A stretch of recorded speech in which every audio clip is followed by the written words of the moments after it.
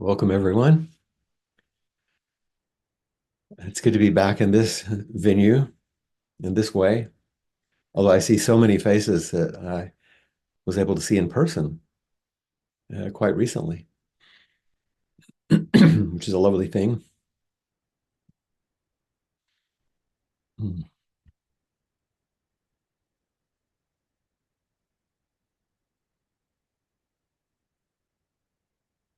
Just taking you all in. It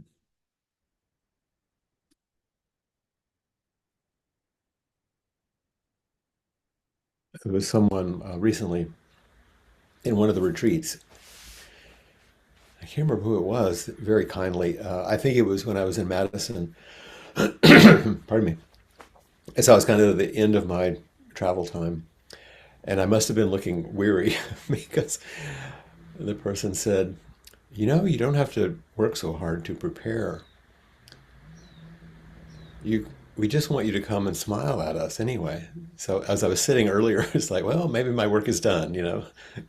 So we could take it easy, but we could offer more. So we'll begin our sitting, and I'll offer a little reflections during our sitting from the two retreats in Austin and in Madison.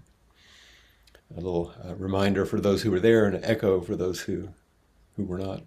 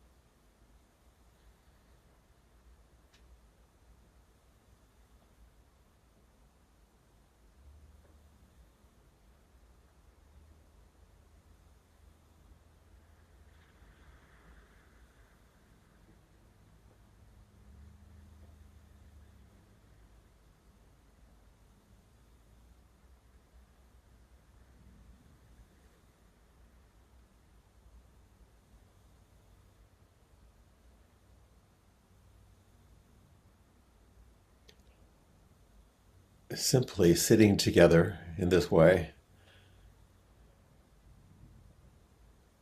not waiting,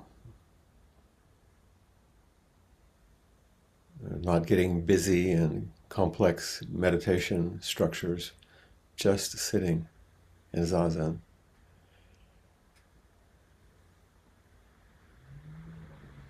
is a kind of acknowledgement of the universality of everyday life, everyday suffering, everyday fear of our suffering.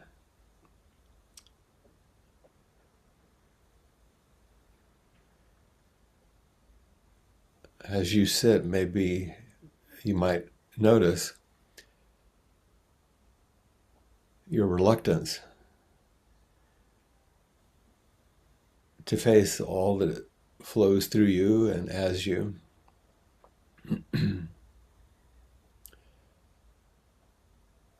And how any reluctance that we meet sets in motion a whole new set of things, a whole new set of burdens that we carry. It just seems to be the way it is.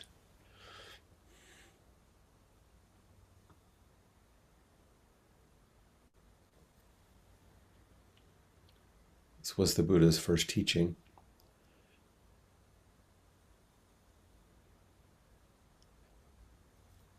But at the very same time, as we sit, Zazen, our posture and our willingness to sit upright and silently together,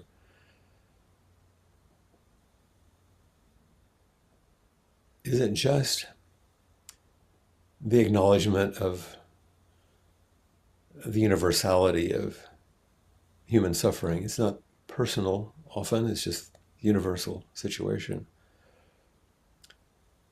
But we also must remember that Zazen is the Buddha space.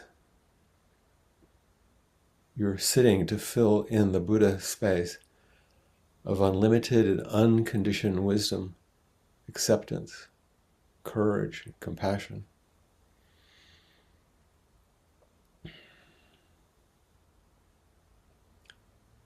You might not have thought of it in this way, but that's what you're enacting right now,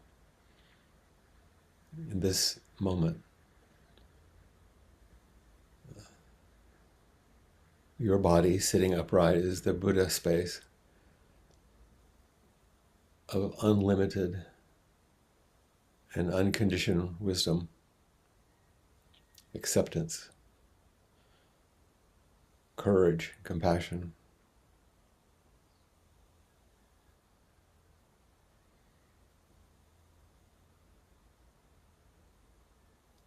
And this sitting, our zazen,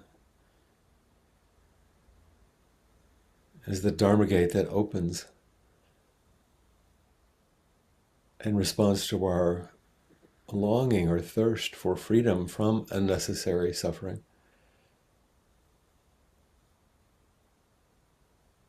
And our warm longing for a generous care that we might receive and also offer in the face of our hesitations and fears. All of this is present. The universality of suffering, the universality of freedom.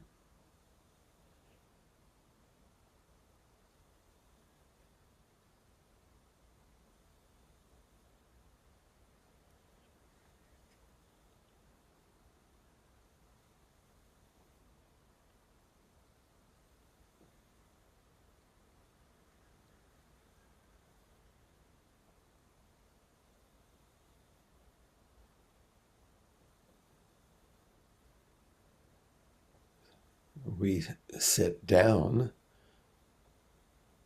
take our posture, we sit down with others as a simple acknowledgement of sometimes I hurt, and sometimes you hurt too.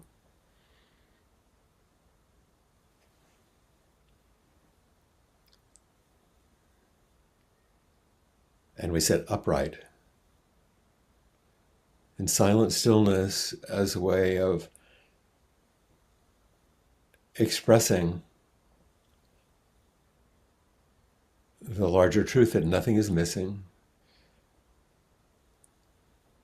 nothing's lacking, nothing more is needed, and that with each breath, as we sit down and sit upright. With each breath, we're affirming our commitment.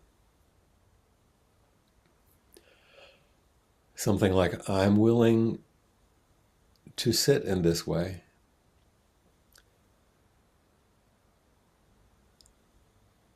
I'm willing to take the Buddha's shape that is my body. There's not some other shape.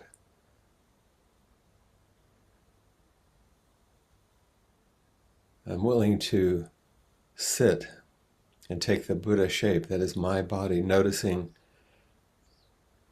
how I can get caught in the desire for it all to be different, better. You notice that voice that says, please, not this.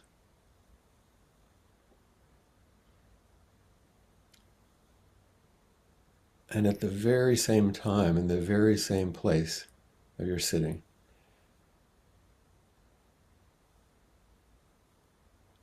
comes in moments the confidence that this very body is the Buddha, even when it doesn't feel like that, even when that doesn't make any sense.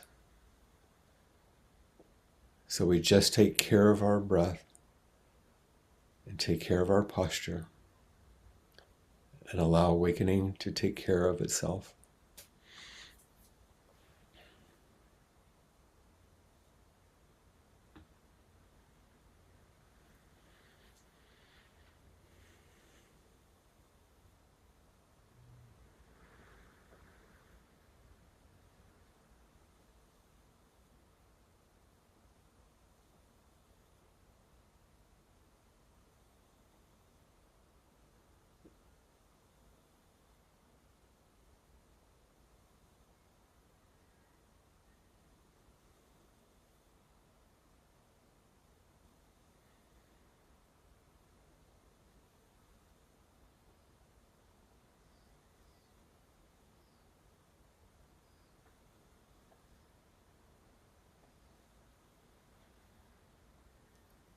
Just sitting down, sitting upright, taking care of your breath,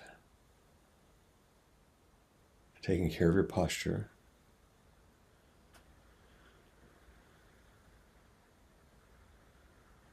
Acknowledging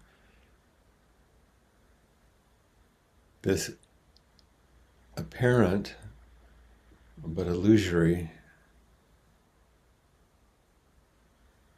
distinction between suffering and freedom. And sometimes we summarize this by saying, oh, there's a choice between fear and love.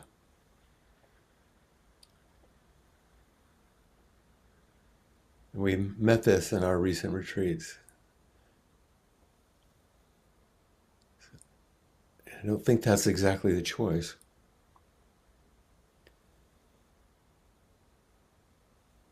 We're not choosing between two polarized states.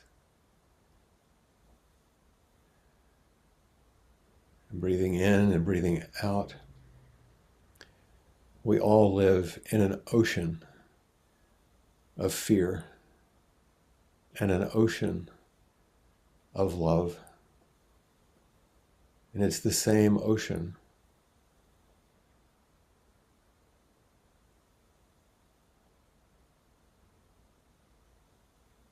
In the Heart Sutra, we sometimes chant, without hindrance, the mind has no fear.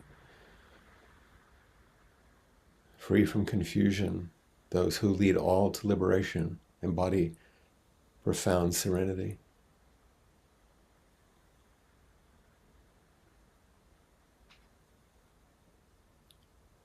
And we chant that line and think, oh, good.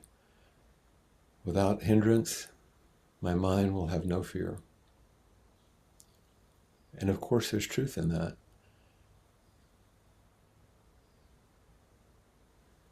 But the next line, those who lead all to liberation embody profound serenity, sitting as you're sitting right now, together.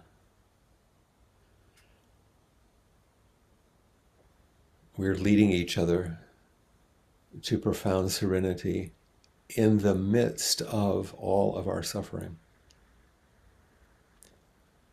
And this is composure.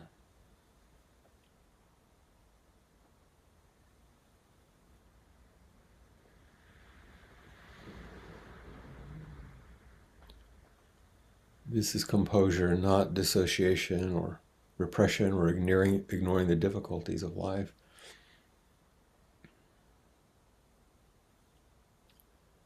This is seeing it all through and seeing through it all, appreciating it all, opening to it all,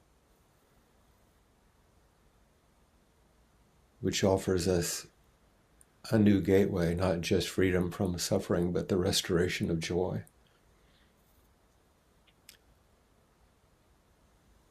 A joy beyond ordinary happiness, and also beyond our personal preferences for happiness.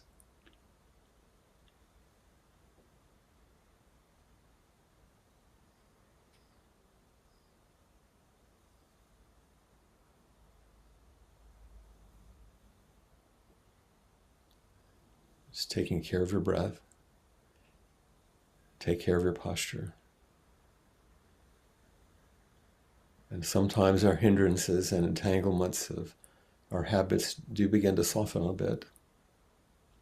The mind isn't caught so much in fear, not distracted by fear, not lost in fear, also not caught by what we call love, not distracted by love, not lost in love.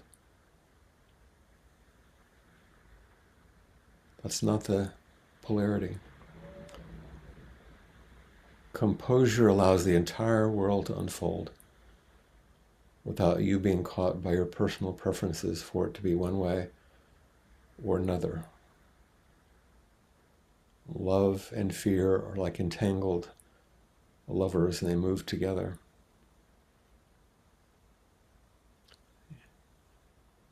In Buddha's mind and heart, they're not two. To face one is to face the other.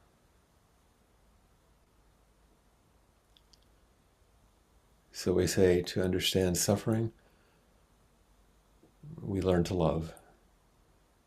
To understand real love, we learn to face suffering.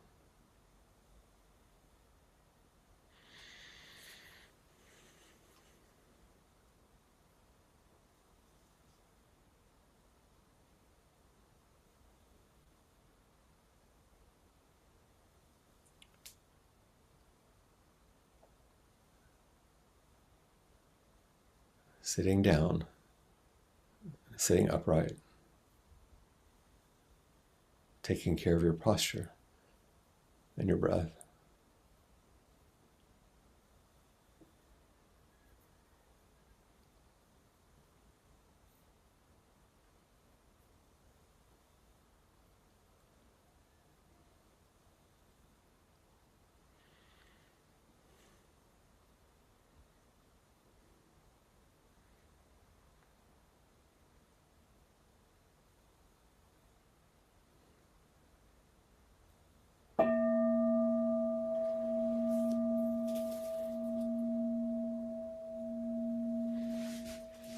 And so cloaked in Buddha's body, we chant, vast is the robe of liberation, a formless field of benefaction. Wearing the universal teaching, I realize the one true nature, thus harmonizing all being. Vast is the robe of liberation, a formless field of benefaction. Wearing the universal teaching, I realize one true nature, thus harmonizing all being. Vast is the robe of liberation, a formless field of benefaction. Wearing the universal teaching, I realize the one true nature, thus harmonizing all being.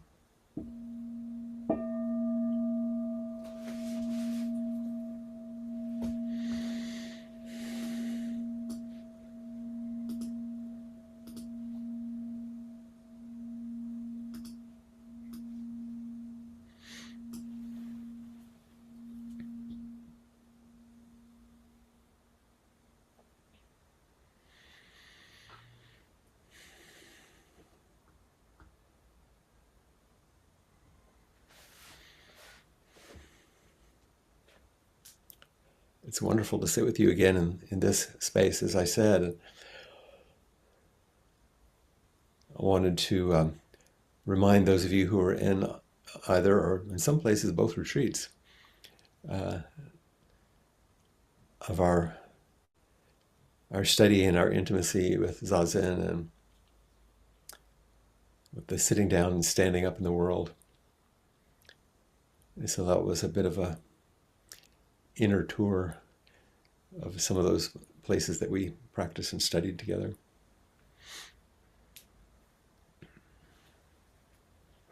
I'll say just a couple more things. Um, one of those little tours that I take you on sometimes because it was so powerful to me. Is a very well-known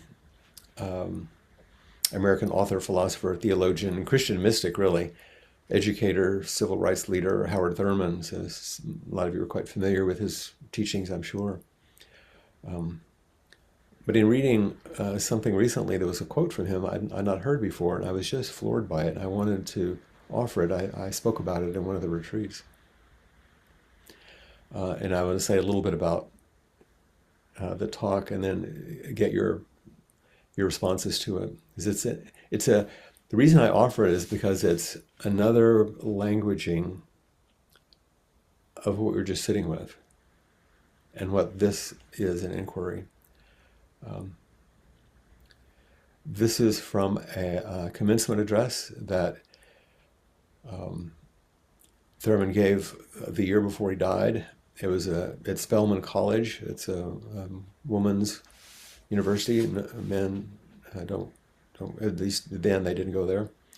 Mostly African American. This was given in May of 1980. He died the following year. Here's the small piece, and then I'm going to say a little more. His words. So, as I live my life, he said, this is what I'm trying to fulfill. And remember, he's speaking to college kids and their parents and faculty. He said, as I live my life, this is what I'm trying to fulfill. It doesn't matter whether I become a doctor, lawyer, housewife. I'm secure because I hear the sound of the genuine in myself. And having learned to listen to that, I can become quiet enough, still enough, to hear the sound of the genuine in you. Now, if I hear the sound of the genuine in me, and if you hear the sound of the genuine in you, it is possible for me to go down in me and come up in you. So that when I look at myself through your eyes, having made that pilgrimage, I see in me what you see in me, and the wall that separates and divides will disappear. And we will become one because the sound of the genuine makes the same music. Isn't that amazing? It's so gorgeous, and it so reflects what we're doing here, but it only makes sense, and I'll read it again, it only makes sense if you practice in the way that I just invited us to practice. It's practice-based. Otherwise, it's like, what? You know, if you look up the definition of the genuine, it's what's authentically you, what's most authentic. We call it, Buddha nature or self-energy or zazen, the shape of the Buddha's body. So just for fun, for a few minutes, I'm going to take little excerpts from his speech that led up to that beautiful quote, because I just think it's beautiful to see an elder in action. Ed, because I know you work with these group, that's elders, and so these are just tiny little spots I took out of the whole talk, and I'll come back because it shows what I was just recommending that we focus on is the everyday suffering and everyday freedom that aren't separated. He began by the usual thing that a speaker would say at such a commencement. He said, "Miss President," and I love that, "Miss President," and everybody else. I'm very glad to be in this chapel again, because he was speaking in a chapel where he'd been before. And he said, "There's so many funny kinds of memories hanging around these walls that it's hard for me to get my mind together. It's hard for me to get my mind together. It's such vulnerability, And he says, "I'm glad to be here, and I won't waste any more time on little talk. This is a very difficult moment, so let's get to work." That's much better. So he starts out with this mature, like a grandfather talking to you, a mature stance, an elder's offering. This isn't going to be an ordinary offering. Warm and yet going straight to what's needed. And you begin to get a hint that this is not an ordinary person with an ordinary message. Did you hear that? It's like, okay, here we go. And he's both saying, let's get to work, it's important, and it's hard for me to get myself together here. So if you recall the language I was just using in Zazen, he says next, there is in every person something that waits and listens for the sound of the genuine in herself. And remember when this was given. The sound of the genuine in herself. And just a side note, he says, I should ask you to forgive me for not getting all these sex terms right. Just remember my generation. That's all I ask you to do, because I'm trying to be yours.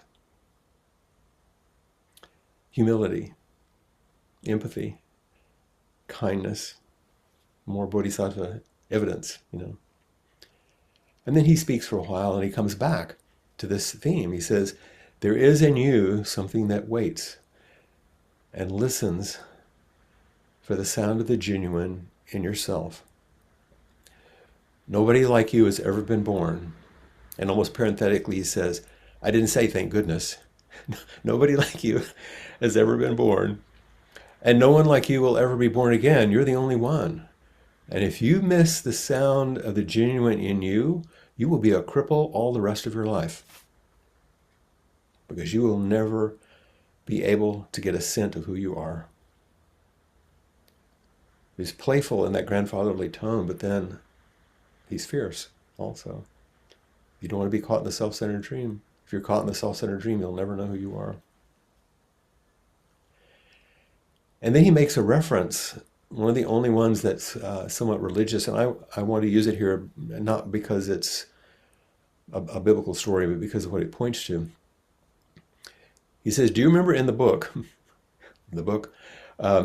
Jesus and his disciples were going through the woods and the hills, and they appeared in a turn in the road, and they saw this man who was possessed of devils,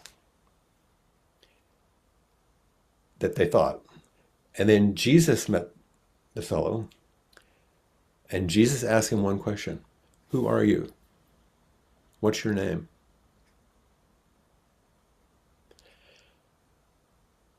And for a moment, the man that was possessed, he said, his tilted mind righted itself. And he said, oh, that's it. The man who's, I don't know. There are legions of me and they riot in my streets. If I only knew, then I would be whole. So it's, old language, but all of the stuff that's inside me when I said in Zazen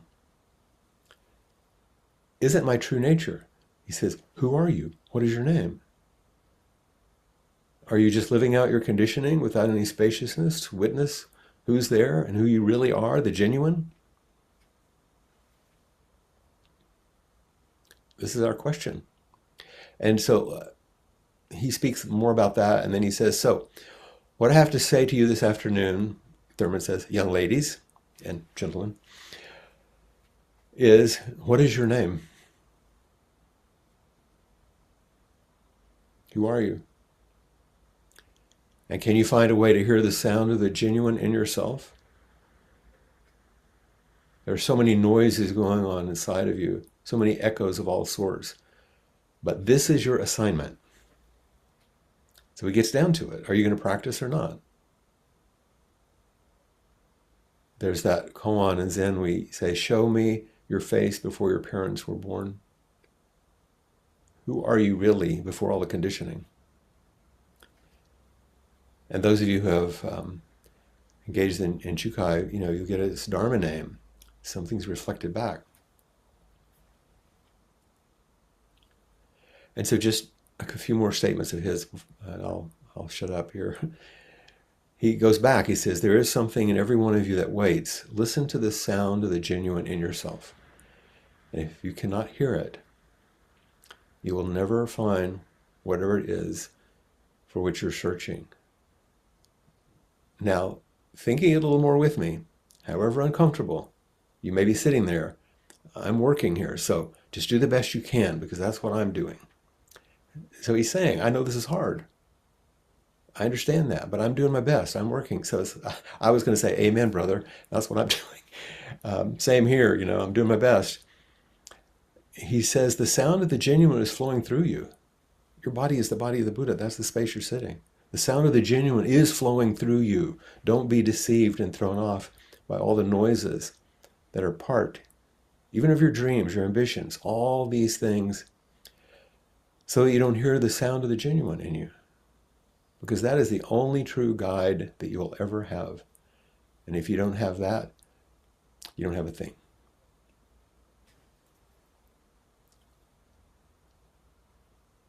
I just officiated at a Jukai ceremony in Madison for Shelley Winton. Some of you know her. And as I was thinking about this quote by Thurman, I remembered there's a line at one point in the Jukai ceremony that says, you have returned to your original nature, free from attachment and limited ways. From now on, awakening is your teacher. Buddha is your teacher. All beings are your teacher. Do not be fooled. Do not be deceived any longer. This is the path of mercy for all existence. This is what Thurman's saying. And then the original quote, as I live my life then, this is what I'm trying to fulfill, he says. I'm secure. I hear the sound of the genuine in myself. And having listened to that, I can become quiet enough, still enough to hear the sound of the genuine in you. What we're doing right now in inquiry as we listen to each other. Now, if I hear the sound of the genuine in me, and if you hear the sound of the genuine in you, it is possible for me to go down in me and come up in you, to go down in me and come up in you, breath after breath, breath after breath. So that when I look at myself through your eyes on the screen right now, I'm adding these words, of course, having made that pilgrimage, I see in me what you see in me. And the wall that separates and divides will disappear, and we will become one because the sound of the genuine makes the same music. And then he ended by saying, now this is your assignment. You can never say again that nobody told you.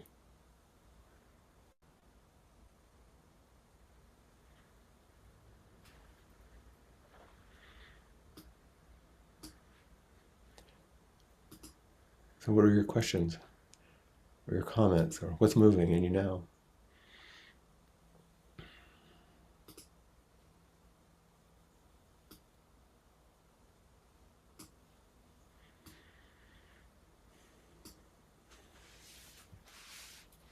This is the pilgrimage, going down in you and coming up in me. Hello there. There you are. Mm-hmm. Hi. Hey. So I'm I'm not coming with the question. Mhm. Um, I just wanted to share an experience with you. I don't mean just Yeah. now. That's good too. Uh-huh. But I wanted to share an experience to me, with you that Mhm. I'm still, well, it's just so meaningful. And so I want to share. Yeah. It's still It's- resonating in you. yeah. So, the subject, I went to visit my mother this last week. I spent a whole week with her. That's, I haven't spent that long with them for a very long time. Um, and I went because one of her caregivers left on a vacation and left her daughter to take care of my mom. So there's another caregiver, but anyway, but she had this new one. And so I got a late call from one of my brothers saying, you know, she's going crazy. She's run out of the room and the security has her and the caregiver was out in the hall. Anyway, so it was a big mess. So I said, okay, well, I'll come up there tomorrow. I was going to leave anyway the next week, but I decided to go the following day. Anyway, to make a long story short, so I spent first couple of days with her. And the weirdest thing I noticed for the first time in my life, I caught it right when it was happening. Then I noticed uh, she was wired and hyper and anxious. And I could feel all this anxiety in me. And I said, wait a minute, this isn't mine. I don't have anything to be anxious about here. This is the first time this has happened live in the moment. And so I I turned away, or I left and walked to Ollie, and I found this space and I said, no, I'm good. There's nothing wrong with me. She's just really anxious, but I've been joining her all my life in her, you know, As if that was the measure of your love. correct, correct. It was never, I learned it so early that I don't know. Anyway, there's no Yeah. sense to be made out of it. So anyway, so I went back into the situation and something happened. Well, I've been doing this for a while. I've started hugging her, and saying, now hug me back, hug me good, make it hard. I want to feel you. Oh. You need hugs. I need hugs. Let's do it together. So I've been doing that, but this time it was different. Instead, partly because she was freaked out a lot. And also she was wanting me to talk to her. She said, we need to talk. We need to talk. I'm going, uh-oh, is this the, end of life talk or what? But um, at any rate, what was happening to me is I found myself hugging her a lot. Or first thing in the morning, I'd go in and kiss her on the cheek. We don't do that in our family. We don't do that. Or I'd hold her hand. Mhm. The rest of the time went like that, and it was so sweet. And it was and it was like a little kid, that is throwing a tantrum. It's the same. Yeah. And you just hold them close and then they're fine. And so it wasn't that I was thinking, this is what I need to do. It was just happening. And I was really, it was so incredible because it was what both of us needed and have always needed, that both of Yes. us have not ever had, Mhm. the mothering like that.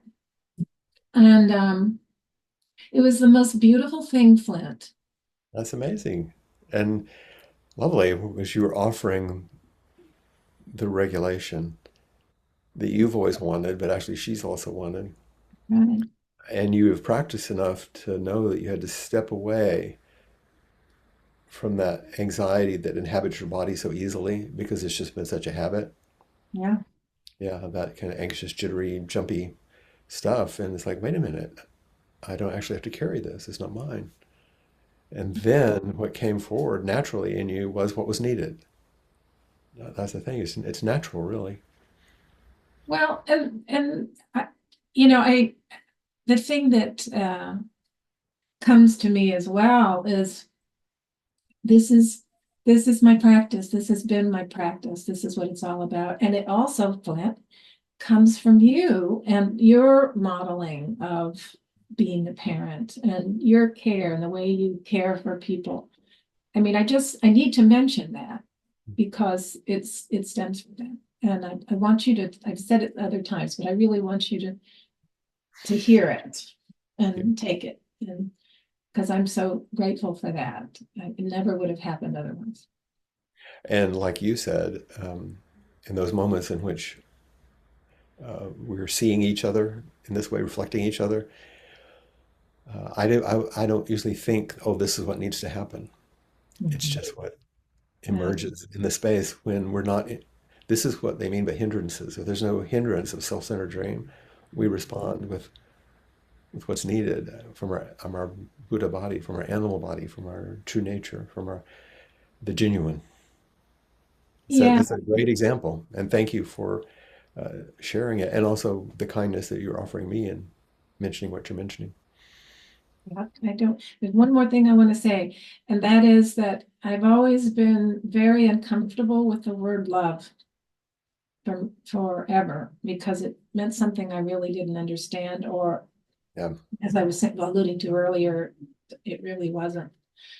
Um, and so, but now I don't feel that way, not just because of this incident, but because of where I am. I Mhm. feel very comfortable with that word. Mhm. And and I know that I love other people and presumably they love me. Well, and that's what he's saying. This is your assignment, and now you've got it, and now you understand. Oh, this is your name. It's different than what you thought. Thank you so much. Thank you. I can see it in you. I can see the shift.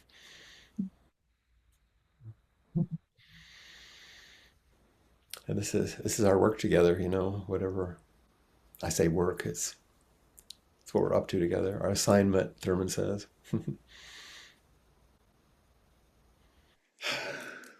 Welcome back. Thank Hello. you so much. I know been a lot of water under your bridge since I saw you last. Yeah, I spent a good deal of time in your county while you weren't there. Well, and on the mainland too, I think you were in two different conferences, right? I did two of them, yeah, and exhausting, but very, very good, very worthwhile. So, in inimitable Flint Sparks fashion, you put the swizzle stick in and stirred it around again today. The beauty and the impact of that statement, and I wasn't aware of that either, of going down, down, down, deep into yourself and coming up. And the other one, I know. yeah, I was about to turn the sound off because that one just, I mean, it took me over quite literally. And I know I'll be sitting with that for more than 5 or 10 minutes. And how that recognition of yourself as well as the Buddha nature, which is in everyone and is the only nature actually, the profundity of that and the simplicity and clearness that that expressed was not only enlightening but nourishing and gratifying. And then I think I heard this right. The statement was that the measure of your love is how you're joined with someone else sometimes. And It's like the Bodhisattva's definition. can you say it one more time though? Well, I'm not sure how I said it earlier. And were you saying it was one of Thurman's statements or something I said? No, I think it was something that you had said, and I'll have to listen to the recording again, obviously. Yeah, I don't remember exactly what I said, but I'm assuming that what I was pointing to or trying to get close to is like Lori just said, we have all these crazy ideas about what love is, but it's really a stance towards another. It's not a feeling.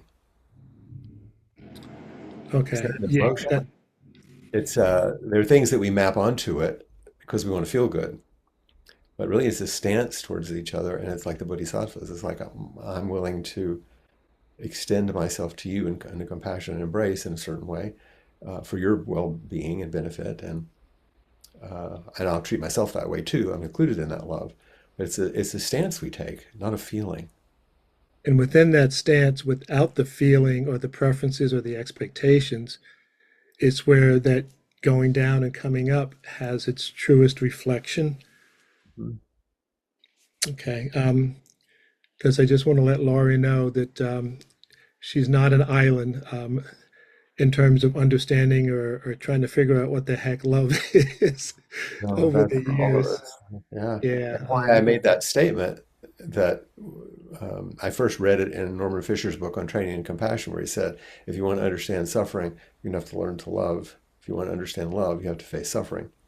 These Yeah. are not two things. It's what Kim Nichelle was really pushing me on when we were in the retreat in Madison. This is not a decision between fear and love. They're, we're in an ocean of fear and an ocean of love all the time. They're not two things. They're ways that we're looking at the same thing. And once you're wet when you're in the ocean. So I just wanted to be able to say thank you for all of that. And again, just amazing clarity and depth. I thank you for, when we make that pilgrimage, he calls it, go down and meet, then you're showing me who I am, and hopefully I'm showing you who you are. That was his conclusion. And that's the better way of not getting caught in ego stuff and being able to have that deep um, thank you connected to that. And it's a pure thank you. Um, and you get the wetness feels a little bit like gratitude now. Yeah. Thank you. Can we have Dennis next? Hi, Flint. Hey, didn't I just see you? Yes, you did. Okay, when we were in high school and our late teens, we talked about genuineness. We were trying to be genuine. We had that idea, and in fact, there was a an expression in my high school about so and so is such a poser, Hmm. meaning not very genuine. Just you know and so I think, well, I love what this Thurman is asking of us, but my question is, how can we be confident that we are genuine? Like, it's just another practice, I guess, but uh I love how I'm going to go find that. I love what it said. That's easy to find, certainly. This Howard Thurman Spelman College thing, it'll come up many ways. I think using the term that it was the measure of it, or your question is, how do we know it? I don't think it's a self-reflective thing. I don't think we can know that we have met the genuine. I think it's in the response we get uh, from life. Otherwise, it's filtered through self-perceptions, but um, and it doesn't mean we're elevated or lauded or anything like that. I just mean what what do you notice? What happens? And it's it's kind of like that thing I've said before when someone asked Suzuki Roshi about how he helped his students with the precepts. He said, "Do you train them? Do you follow? How do you encourage them? Do you do that?" And he said, "No, I don't do that. I just watch how they treat each other." yeah, So it's not really about the person; it's about the effect they have. thank you. Yeah. Yeah. And I want to add something. This is mine because a couple of people have asked at different times. If there are people who wear a rakusu or people who wear clothing like this, they think, "Oh, are you posing?" Could be, absolutely. you you're a good, Irish guy and Catholic. You know how you can pose in these things. But actually, if everybody's wearing exactly the same thing, it begins to erase personality. But then your individual stuff starts showing up because a lot of the unique expression is taken away, and then you're actually a little more naked because if everybody's asked to do the same thing, and then you see the differences, but there's self stuff coming through. Does that make any sense? What I'm saying? Yeah, we had to wear uniforms in school and stuff, and it actually, I think there's some advantages to uh, Yeah, everybody being dressed the same. yeah, some way. So, and then everybody does it their way, but then you get to see them. See? Yeah, Yeah, yeah. Thanks for your question. Is really a good one, Dennis. Thank you. I appreciate it. thank you, Flynn. Mhm.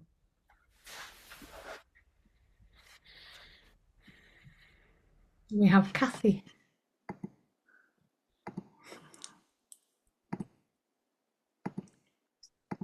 There we I go. just, I just saw you too.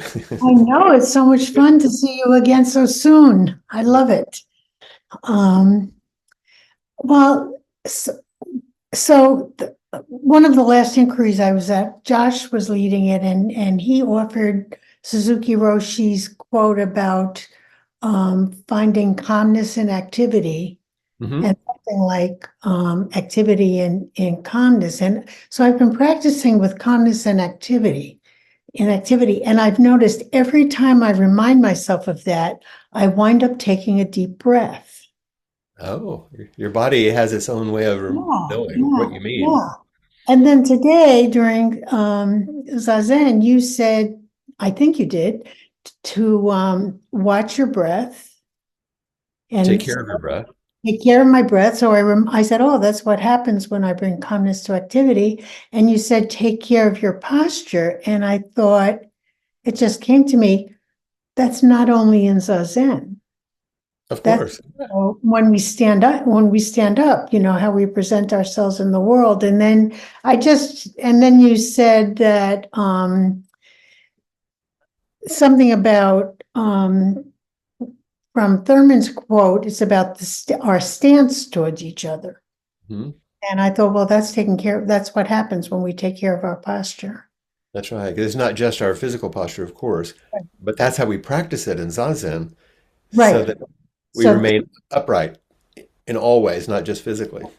right. And it just, those streams just all kind of came Oh, together and I wanted to beautiful. share that. Yeah. That's beautiful. So, Yeah, thank that's you. that's my hope that they would come together in those ways. So thanks for reflecting me back to me that way, and I'm reflecting you back Absolutely. to you that That's right. way. Wonderful. Thank you. You. We have Marla. Good afternoon. Hi.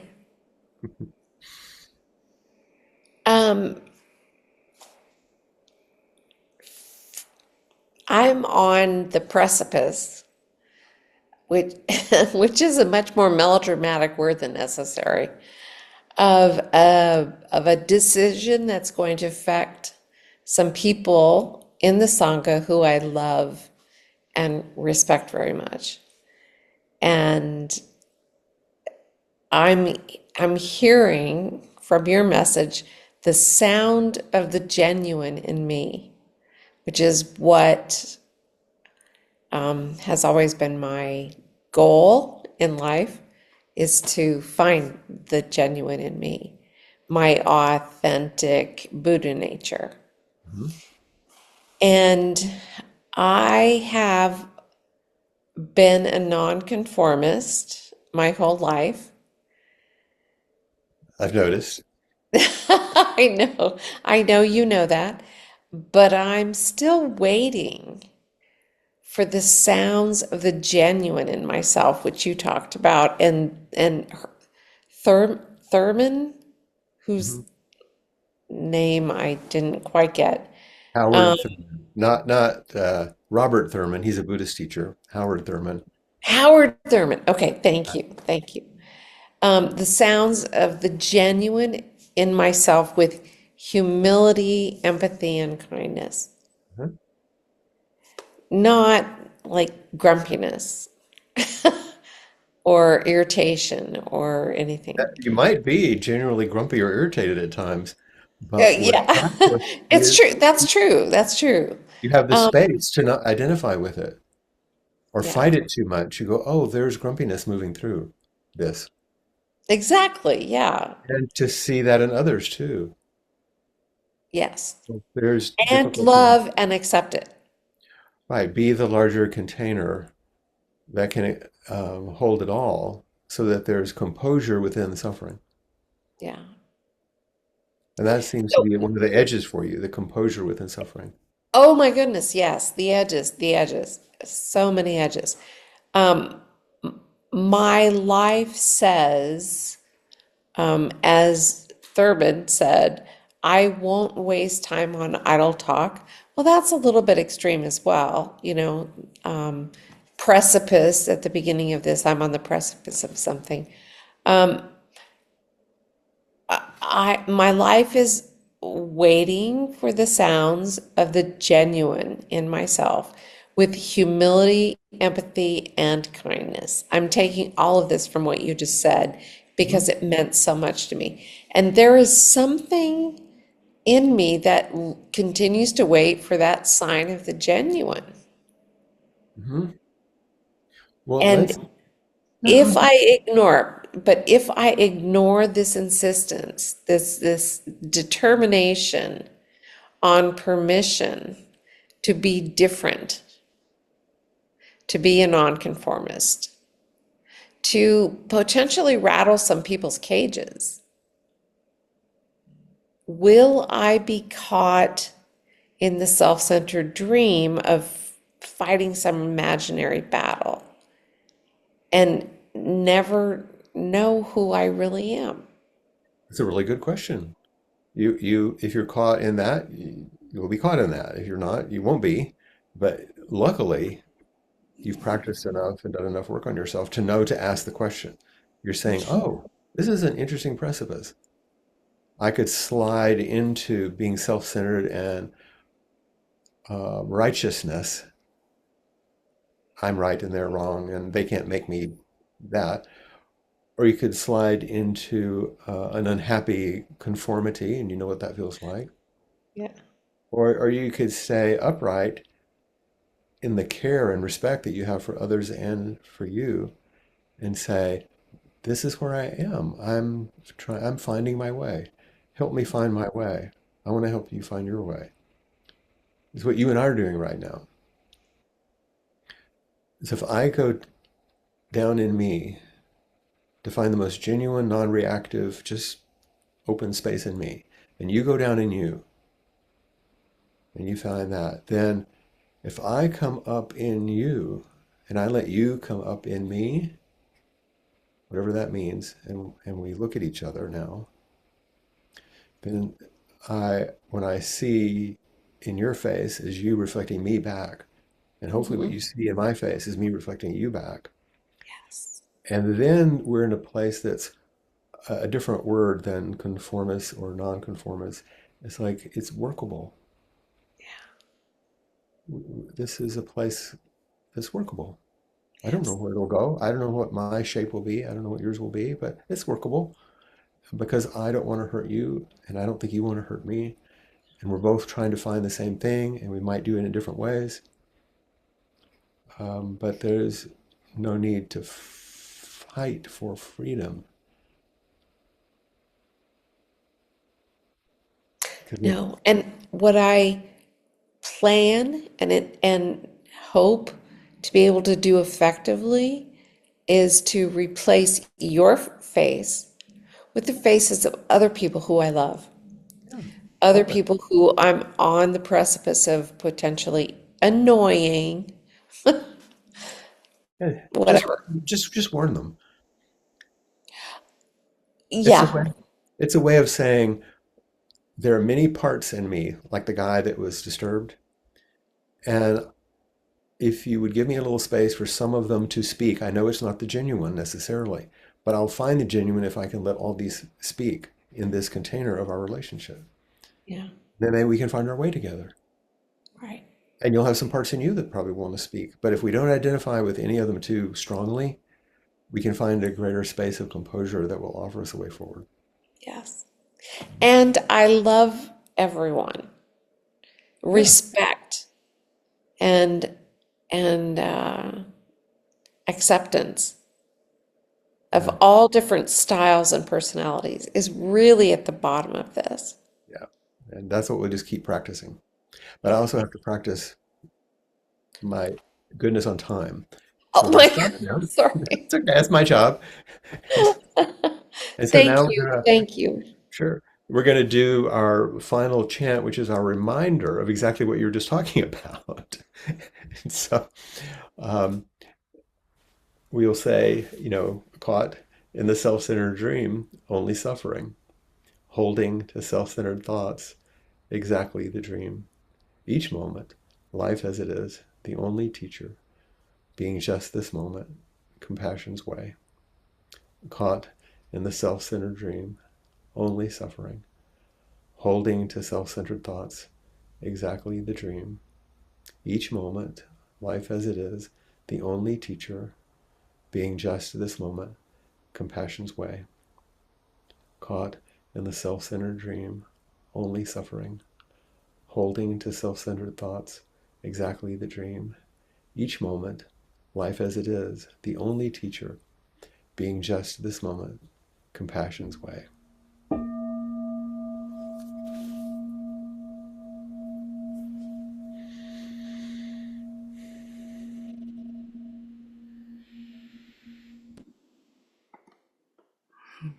And thank you so much, Flint, for coming and smiling at us all and for all the extra that you just threw in. Thank you so much. And thank you all for being here as well. Thank you so, so much.